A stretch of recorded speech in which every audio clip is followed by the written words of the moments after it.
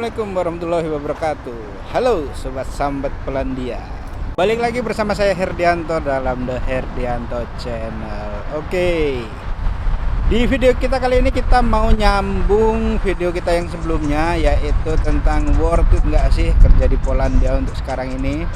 Tapi untuk pembahasan kali ini kita mau ambil dari segi pendapatan atau gaji yang didapat, dan juga biaya yang dikeluarkan oleh kalian untuk sampai ke Polandia ini.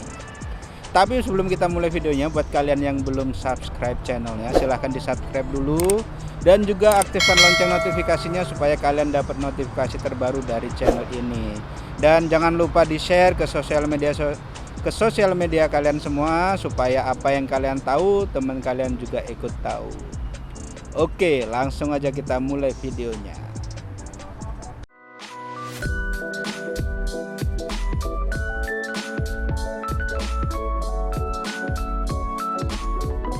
Oke guys, jadi di video kita yang kemarin kita sudah sempat bahas tentang worth it nggak sih kita kerja di Polandia saat pandemi seperti sekarang ini.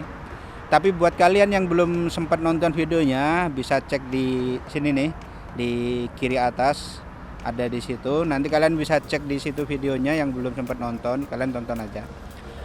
Dan juga di video kita kemarin kita juga sudah bahas sedikit tentang kenapa banyak yang pindah dan segala macam. Kalian tonton aja langsung di situ. Untuk video kita yang kali ini, kita mau lihat worth it atau enggaknya dari segi biaya yang dikeluarkan dan juga pendapatan yang didapat oleh kalian selama kerja di Polandia ini. Jadi kemarin saya sempat bikin postingan di grup Facebook Berbagi Info Polandia, yaitu tentang pertanyaan saya, worth it nggak sih sebenarnya kerja di Polandia untuk saat ini dengan pendapatan 14 zloty per jam dan jam kerja 8-12 jam per hari. Terus dengan biaya yang kurang lebihnya mencapai 50-60 juta yang dikeluarkan, apakah worth it untuk saat ini? Dan rupanya di situ banyak juga yang komentar, yaitu banyak yang bilang ya 50-50 sih. Ada yang bilang worth it, ada yang bilang nggak worth it. Ya itu balik ke personalnya juga ya. Tapi terima kasih buat semua yang udah komen dan juga udah kasih masukan di situ. Sebenarnya tujuan saya yaitu pengen cari tahu buat teman-teman yang, atau sekedar kasih informasi buat teman-teman yang bingung, belum proses atau lagi pengen proses ke Polandia. Ya seperti itulah kisarannya. Dengan gaji 14 zloty per jam, pikirkan jam minimumnya adalah 8 jam per hari. Kalian 5 hari kerja. Terus kalian bisa hitung sendiri pendapatannya berapa. Kira-kira worth it nggak dengan biaya yang kalian keluarkan? Itu sebenarnya kalian sendiri yang bisa jawab. Cuman setidaknya kalian ada pertimbangan atau enggak ada ancang-ancang lah sebelumnya, biar pas nyampe sini kalian enggak langsung oh my god, atau ibaratnya wow kok kayak gini gitu. Jadi ya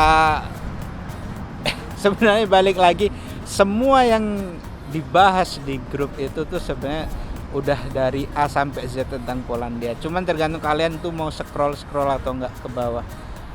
Jadi pertanyaannya selalu bolak-balik, berapa biayanya, gimana gajinya, dan bla bla bla bla bla bla.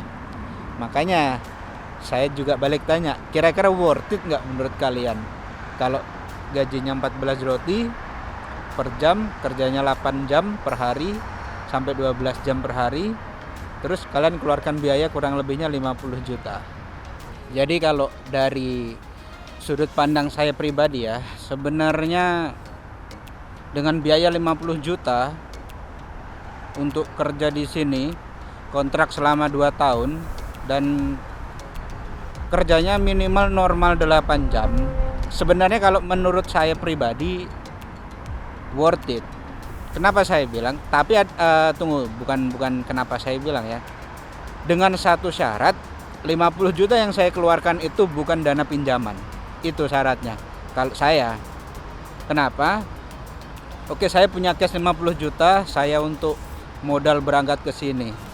Jika saya hitung secara kasar aja, seumpama satu hari saya kerja 8 jam, kurang lebihnya satu bulan saya akan dapat 170 atau enggak 160 jam minimal.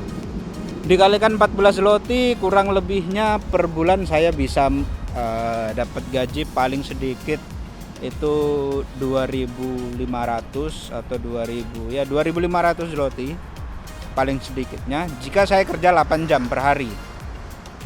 Itu. Terus 2.500 itu kalau kita kalikan kurs rupiah ke zloty saat ini kisaran 3.600. Jadi kalau ada yang bilang 3.900 jangan percaya. Kalian bisa cek sendiri di TransferWise. Itu yang real. Jarang nembus 3.800. Jarang banget. Ya kan? Pernah 3.900, pernah 4.000, tapi itu tahun yang lalu. Sekarang jarang. Makanya saya bilang itu 3.600 paling sedikit. Itu saya akan dapat kurang lebihnya uang sekitar 8 juta. Oke, itu hitungan kasarnya. 8 juta itu belum dipotong biaya saya di sini ya. Bilanglah kita di sini dari 2.500 itu kita pakai di sini kurang lebih 800. Sisanya kita tabung atau kita kirimkan ke keluarga. Jadi yang terkirim itu sekitar 5 juta atau sekitar 5 juta setengah.